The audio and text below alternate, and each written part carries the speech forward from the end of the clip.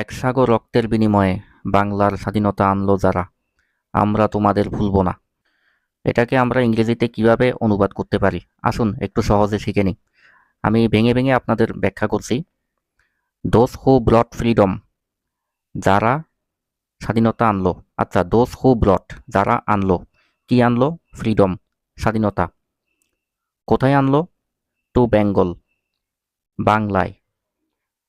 Those who brought freedom to Bengal at the cost of. এটা একটা গুরুত্বপূর্ণ phrase, যেটার বাংলা হচ্ছে বিনিময়।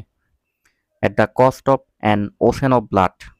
অ্যান ওশেন অফ, ওশেন মানে হচ্ছে সাগর।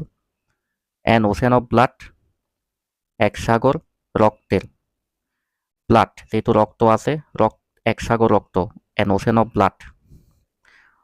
We will never forget you, আমরা তোমাদের ভুলব না। We will never forget you.